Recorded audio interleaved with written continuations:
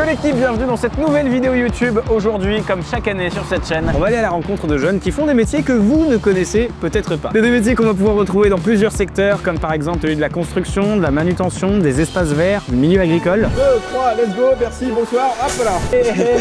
Bonjour. C'était plus petit sur l'ordinateur, ça avait pas l'air d'être aussi fat. Il peut charger 3 tonnes 3. C'est ça. Putain, c'est cool, il peut supporter ma mère. Et pour m'accompagner dans cette quête, évidemment, il n'y avait pas de raison que je le fasse tout seul. Quelqu'un avec qui j'ai déjà fait une vidéo sur le thème de l'agriculture notamment, Agathe, qui est avec nous aujourd'hui. Salut, j'ai tellement kiffé que je suis de retour. Oui, et Justin, spécialiste des salopettes et des cordes à rideaux. Ça peut toujours servir. Alors vous vous demandez sûrement, mais Roman, de quel métier tu parles? De quel métier tu parles, Roman? Mais je vais vous répondre. Arrêtez de vous exciter comme ça, je vais vous la donner la réponse. Ce sont les métiers de la maintenance et matériel. C'est des métiers qui mélangent deux choses, la technique et la mécanique. C'est bon toi en tout ce qui est technique, mécanique?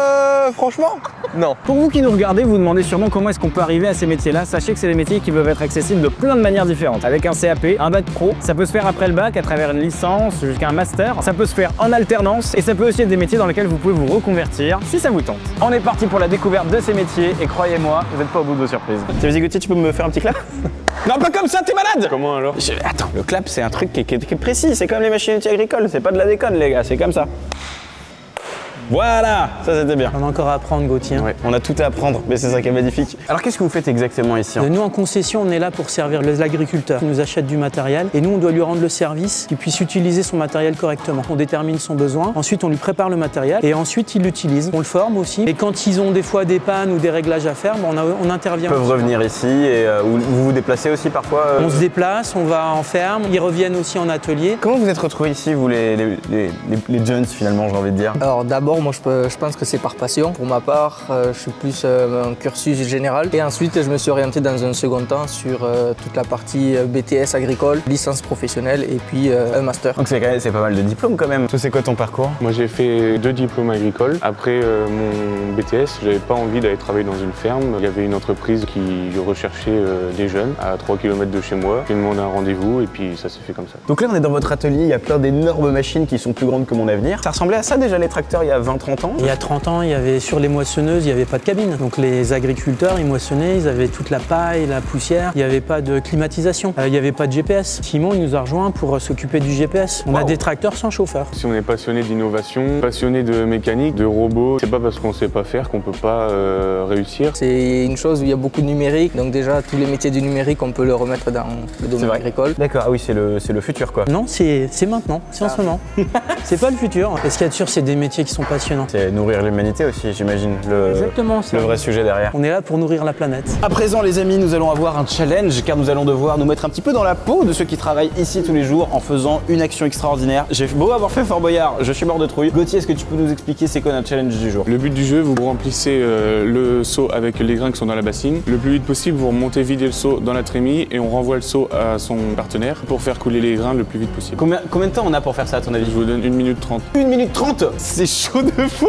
Vous le sentez bien les gars? Ouais, de fou. 1 minute 30 pour faire ça, sinon on perd la clé. Sans verser une graine. Ah oui, il faut verser aucune graine sur le côté. Et après, il faut appuyer sur le bouton et si ça tombe, on a gagné. Et si ça tombe pas... C'est vraiment Fort Boyard quoi. 3, 2, 1, top, c'est parti. Ok, comment on fait? On met les graines, Non, on a mis partout, on a mis partout. T'en as déjà perdu plein. Ok. On a dit pas une seule. Attends. Ok, non, ça c'est déjà bien, ça c'est déjà bien. Ouais, suffisant, suffisant. Ok, go. Ok, là. Allez, tu peux le faire. Trémie, Dans la trémie. Hop là. Vas-y gros, tu peux le faire. Vas-y. On va. Allez, hop. Ok, je suis sûr. On enchaîne les gars, on enchaîne. Et attention, pas de graines par terre. Pas de graines par terre, on a dit pas de graines par terre. Poussez-vous. Ah bon, ça. Ok, 1, 2, 3, let's go, merci, bonsoir, hop là. On enchaîne. C'est bon. Allez, je te donne des graines. Mais les gars, on va jamais y arriver là. Et ça Tu te calmes, hein. Les marches sont trop hautes pour moi. Les marches sont trop hautes, c'est pas grave, je suis là, hop, la claque. Et on enchaîne. Ok, go. Justin, apporte le seau. J'y vais. Ok, vas-y, let's go. Oh, c'est immense. 3. Faut mettre le seau où? On n'a pas... Non, on en a... Non. Attends, c'est normal ça? C'est pas normal. Non, c'est C'est ça? Faut le mettre en dessous? c'est fait exprès. 20 secondes, ok. Romain, il faut mettre le seau en Vite, dessous. appuyez sur le bouton, vite, on a 20 secondes les gars. Bouton. Le bouton. Le bouton est là, il faut le descendre.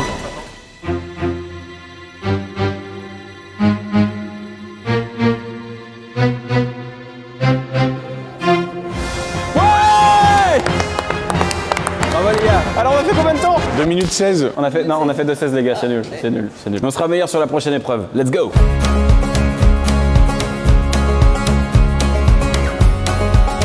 Non, en vrai les vaches adorent la musique. Et que regarde. J'aime l'océan Pacifique. Ça me fait quelque chose de magique. On bat les couilles, frère. Loïc, à présent, waouh la vache, il y a des vaches de partout. T'as combien de vaches ici? Il y en a 125 à traire là. Il y en a 280 en tout sur l'exploitation. Donc là autour de nous, il y a 125 vaches. Oui. Donc si elles décident en même temps de me foncer dessus... T'as une chance sur 125 de t'en sortir. Est-ce que cette ferme, elle appartient à ta famille depuis genre 15 générations? Est-ce que ton père Non, faisait ça? je suis pas fils d'agriculteur. Je suis en couple avec la fille d'agriculteur. Donc tu t'es mis en couple avec une meuf et t'as chopé une ferme. Ça c'est un bon parti ça. Est-ce que c'est toi qui traites toi-même toutes ces vaches? Est-ce que c'est toi qui es genre sur un petit tabouret en train de... Non, peut-être que l'arrière-arrière-grand-père faisait encore comme ça. Et ça fait bien longtemps qu'on fait plus ça? Ça fait bien longtemps qu'on fait plus ça. On avait une machine où c'est qu'on branchait quand même à la main. Ça représentait 4 heures par jour à 2. Et depuis peu, on a mis des robots de traite en place. En quoi ça consiste les robots de traite? Et ben, c'est ce qu'on faisait à la main, il le fait électroniquement. C'est le robot qui fait tout? Le robot fait toute la partie traite. Et tous les robots de traite, c'est toi qui les entretiens, qui t'en occupes au quotidien? Non, heureusement, parce que autant dans l'agriculture on connaît, mais dans l'électronique, tous les réglages, tout ça, un technicien avec une astreinte 24/24, parce que la vache, bah, c'est du vivant, donc ça peut pas s'arrêter. Donc il y a un gars qui s'occupe de ça au quotidien. Voilà. Est-ce qu'on peut quitter cet endroit terrible pour moi et aller rencontrer ce mec? Qu'est-ce que t'en dis? Je croyais que tu voulais te faire une vache. J'ai plus du tout envie de faire une vache. C'est vraiment plus du tout une envie que j'ai. Jérémy, je suis à présent sorti de cet enfer. C'est-à-dire l'endroit où il y a toutes les vaches qui me regardent avec des airs de on va te tuer. T'es déjà rentré toi là-dedans? Ouais, souvent. Ouais, t'es bien toi dans les vaches? Moi, elle me dérange pas plus que ça. D'accord, ok. Oui, non, moi je me suis dit que si j'approche ma main, elle va disparaître. Alors toi, tu es le technicien qui s'occupe directement de l'entretien, des machines qui vont traire les vaches. Alors je te propose qu'on fasse un petit chemin du lait finalement, du moment où elles sont traites jusqu'au moment où le laitier va les récupérer. Donc la salle de traite, c'est juste ici. Voilà, On peut aller jeter un coup d'œil? c'est le local robot, bien sûr. Venez avec moi. Waouh! Ok, c'est énorme. Ça fait sa taille, il faut qu'une vache puisse rentrer dedans. Donc la vache, elle rentre dedans et ensuite, qu'est-ce qui se passe? Donc elle rentre dedans, il y a des granulés qui tombent donc pour la tirer. Donc pendant tout le temps de la traite, en fait, elle sera nourrie par le tuyau qu'on voit là, quoi. D'accord. Et donc pendant ce temps-là, cette espèce de truc immense. Voilà, c'est ce qu'on appelle le bras. Et au bout du bras, du coup, on va retrouver la main. Donc c'est le robot qui traite le lait directement. Le robot, il fait tout, en fait. Une fois que la machine a trait le lait, où est-ce qu'il va le lait? Donc le lait, donc en fait, il passe dans les gobelets. Il arrive donc dans une première chambre de réception à l'intérieur du robot. Waouh, ah oui, d'accord. Donc la grande cuve en inox, en fait, ça passe par là, ça fait tout un cheminement de tuyaux. Ça arrive là-dedans et en fin de traite, en fait, c'est envoyé jusque dans le tank. Donc l'espèce de grosse cuve qu'il y a à l'entrée de la ferme. C'est tellement énorme. Et toi, tu comprends la machinerie de tout ce truc. Moi, je vais pas dire que je la connais sur le bout des doigts, mais presque. Et donc là, on voit les 4 plis, c'est ça? Oui, c'est ça. On va voir le schéma qui se remplit. On va mettre d'un côté, en fait, il y aura le débit et puis la quantité. Comme ça, on sait combien chaque vache a produit de lait. C'est ça. Et alors, c'est quoi la prochaine étape? La prochaine étape, donc si on suit les tuyaux en inox là qui remontent, donc on passe sur le toit au-dessus du local robot et après on arrive dans le local du tank. Là, on retrouve de nouveau les tuyaux en inox. Ils arrivent jusque là en bas, donc au pied du tank. Eh, ça sent super bon. C'est vraiment du lait brut de décoffrage. Il n'y a pas plus pur comme lait que là. Ça t'est déjà arrivé de boire un verre de lait et de dire ça c'est moi ça? Oui. Alors maintenant que tu as vu comment ça se passe avec la nouvelle technologie, on s'en fait une à l'ancienne? Tu sais que j'aille traire une vache? Ouais, à l'ancienne. Alors, non, il se trouve qu'en plus, vraiment, j'aurais adoré parce que c'est un des trucs que je me suis dit, tiens, je l'ai jamais fait, j'aimerais trop essayer ça. Mais je peux pas le faire parce que j'ai une allergie. Ah ouais? Ouais. Mais heureusement, je suis venu avec 2 copains. On va faire un petit Shifumi entre les deux et pour voir celui qui aura la chance, le privilège de faire ce que je n'ai malheureusement pas les capacités de faire. Il faut... Ben bravo, félicitations Agathe, c'est toi qui vas aller traire une vache. Comment tu te sens par rapport à cette information? Je suis très heureuse, j'ai toujours rêvé de traire une vache. T'as toujours rêvé de traire une vache? Maintenant, je vais pouvoir la traire. Ok, donc j'appuie dessus? Et tu tires vers le bas. Je tire vers le bas? Ouais. Oh! Il faut que tu prennes comme plus ça haut. en haut et tu tires vers le bas. Ah oui, vous le faites très bien vous. Tire Ah! plus fort entre tes doigts. Ok, oui, ben.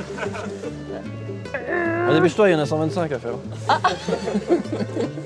Et mets dans le seau quand même. Voilà! Ouh, fais tomber. La récolte est maigre hein, quand même. Allez, suivante! grâce à ce qu'il y a à l'intérieur de ce camion, y compris mes chaussures, on est capable de réparer le robot pour pouvoir faire que la traite fonctionne en permanence. C'est ça, tous les éléments vitaux du robot pour la traite. Moi je les ai à l'intérieur de la camionnette, parfois en plusieurs exemplaires. Donc j'ai à peu près 500 références et environ 1500 pièces. Là il y a 1500 pièces là-dedans? À peu près. Donc si je prends n'importe quelle pièce dans cette camionnette, tu es capable de reconnaître ce que c'est? Normalement. Tu te prêtes au jeu? Je te préviens, si tu perds, tu vas trahir une vache. On peut. Ok.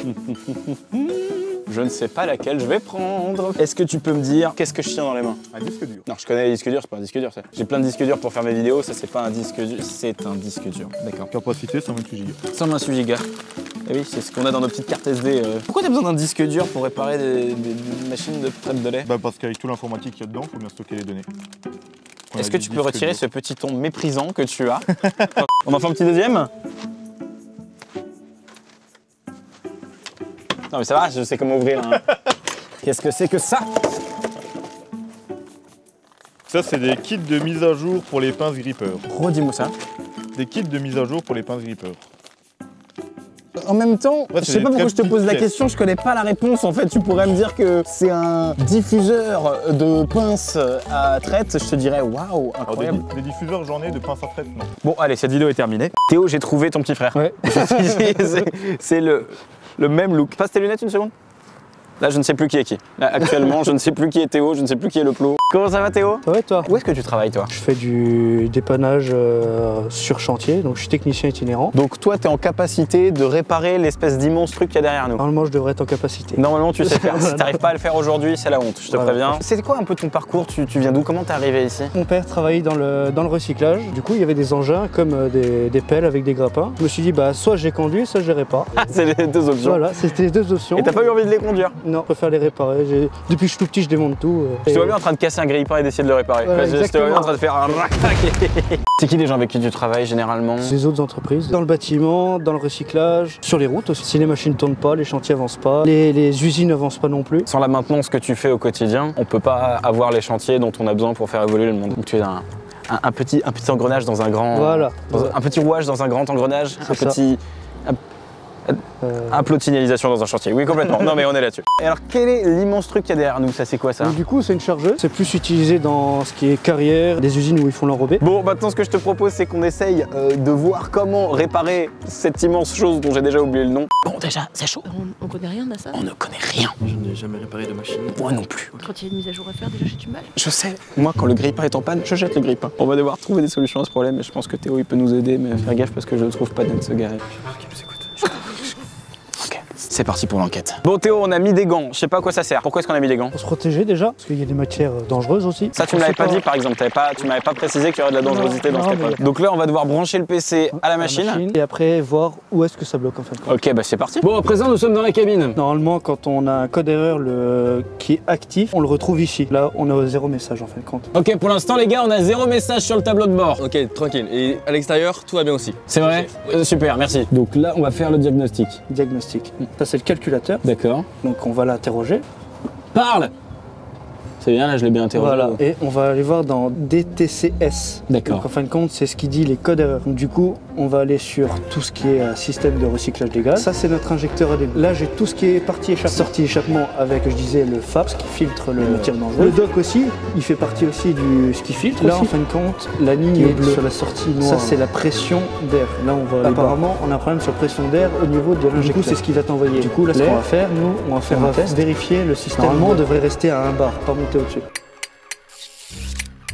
On a identifié le problème grâce à Agathe et Justin qui ont été d'une grande aide. Ouais. Oh, attendez, là il se passe un truc là. C'était plus petit sur l'ordinateur, hein. Ça avait pas l'air d'être aussi fat l'histoire. Ça s'ouvre complètement. J'ai l'impression que c'est la carapace dans l'escargot si on l'enlève. Ok, la panne, il faut trouver la panne. J'ai des outils. C'est super. Et j'ai d'autres. Je pense qu'on va pouvoir se débrouiller. Si t'as bien reconnu l'image de tout à l'heure, regarde où on est. On est au-dessus. On est au-dessus, ça c'est sûr. On va chercher l'injecteur des Blue. Il se situe juste ici. C'est ce truc là? Juste là. Tout d'abord, on va démonter les conduites. Celle-là, ça va être la clé de 12. Ah, c'est moi qui ai la clé de 12. Ah bah, tu démontes d'abord la conduite d'air. Vas-y, je vais prendre place. Pardon, excusez-moi. Alors, je dois démonter ça. Normalement, tu peux y aller avec les doigts. Je vais me le dire tout de suite. On va pas le débrancher tout de suite, il faut d'abord la clé de 14, sinon on va tout arracher. Ah, ça c'est ton moment, c'est ton moment. Vers le bas pour dévisser? Non, vers le haut. Vers le haut. Ah bon. Ça va pas exploser, hein? Non. Avec les doigts toi aussi? Yes. Agathe, c'est à toi. Allez Agathe. On a confiance sur toi. Allez Agathe. Moi j'ai vraiment confiance en moi. bien, Agathe. Continue ce que tu fais. C'est parfait. Donc du coup, on voit bien qu'il a bouché. En fin de compte, la déblouse, ça cristallise au contact de l'air. On va le remplacer du coup par le nouveau que tu as mis là. Tu vas le mettre dans le même sens. Là, depuis le début, en fait, toute la machine elle est en panne juste à cause de cette Juste pièce-là. à cause de cette pièce. Un tout petit truc peut avoir un impact sur l'immense machine que c'est. C'est le moment clé de 12. C'est la clé du problème. T'es pas sûr de cette vanne. Non, faut pas surtout pas le faire à la clé en fait. Ah d'accord, donc là j'ai failli tout casser. T'as fait tout passer. Très bien. J'ai failli tout casser, mais j'ai pas tout cassé. Mais il a géré. Ça c'est joué à rien. Ah oui, c'est beaucoup plus facile quand c'est toi qui le fais. Mais normalement on est bon. On a réparé le problème. Maintenant on va vérifier si c'est bon. Théo a l'air confiant, donc je pense qu'on est pas mal. Du coup, je vais remettre le contact. Il y a un klaxon là-dessus. Le klaxon marche. Là, du coup, vous avez été bon. Oh. Putain les gars, on a réussi, bravo.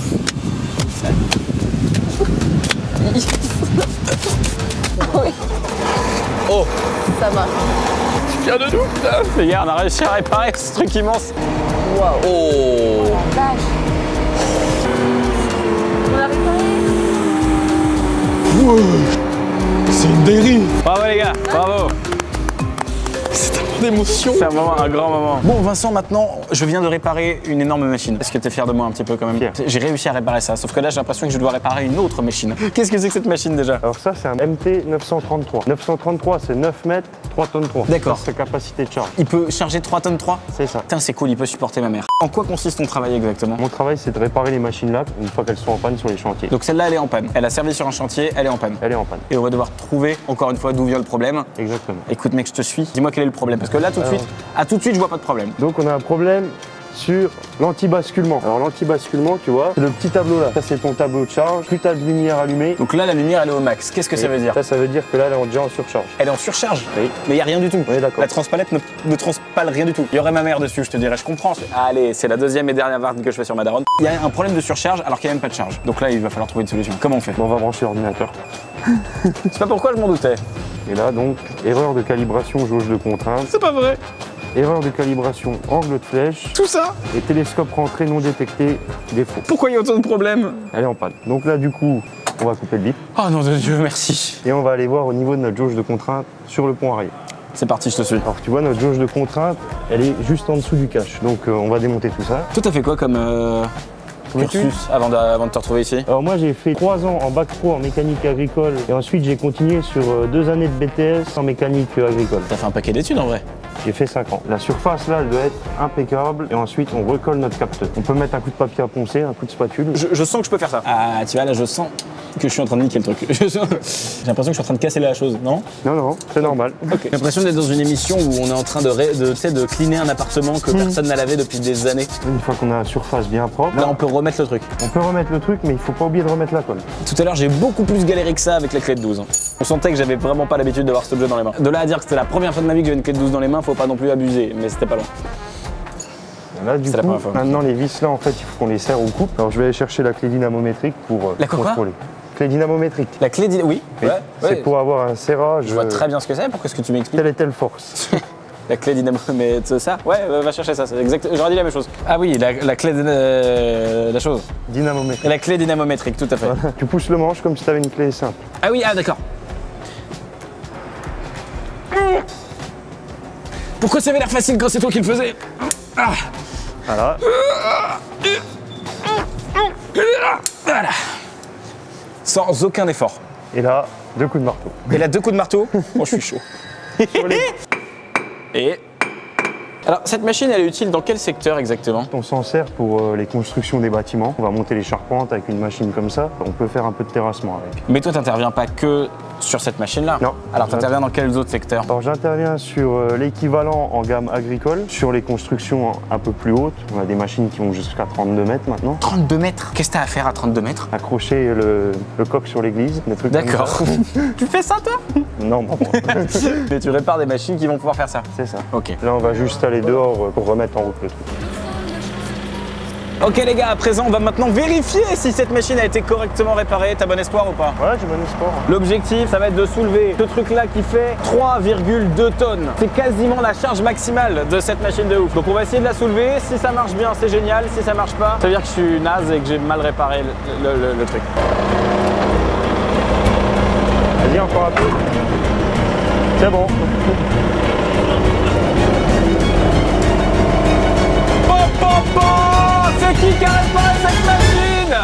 cette machine est à présent réparée. Parce que je suis un bonhomme. Bon, surtout parce qu'on m'a beaucoup expliqué en précision le truc et que je suis encadré par un professionnel. Faites pas ça chez vous, évidemment que je sais pas réparer une machine, vous êtes des ouf, c'est un métier. Et bien merci à vous d'avoir regardé cette vidéo, j'espère qu'elle vous aura plu, j'espère que vous en avez appris un peu plus sur ces métiers qu'on connaît pas forcément. Vous les gars, c'est quoi le souvenir que vous garderez de cette journée de ouf? Je pense que c'est les engins qui sont vraiment hyper impressionnants, genre on se rend pas compte à quel point c'est énorme et tout, enfin genre je sais pas, j'ai kiffé. En vrai, moi j'ai juste kiffé soulever 3 tonnes et me dire ça c'est WAM ça. En tout cas les amis, si cette vidéo vous a plu, si ces métiers vous ont intéressé, sachez qu'il y a plein de postes à pourvoir, renseignez-vous, on vous a mis plein de liens en description et ça me semble toujours important que ce soit sur cette chaîne ou dans la vie d'une manière générale, de mettre en lumière ces métiers qu'on connaît pas forcément et pourtant c'est des métiers qui nous entourent et c'est des métiers qui sont indispensables pour le quotidien. Alors merci à vous de l'avoir suivi, merci à eux d'avoir pris le temps surtout de nous transmettre leur passion, de nous transmettre leur métier, de nous apprendre tout ce qu'ils savaient, même si on n'était pas forcément les meilleurs élèves du monde. Ils ont quand même été de très bonne volonté avec nous, je trouve. Ils ont été d'une gentillesse absolue. Merci à vous, à la prochaine. Ciao. Il n'y a rien qui est toujours...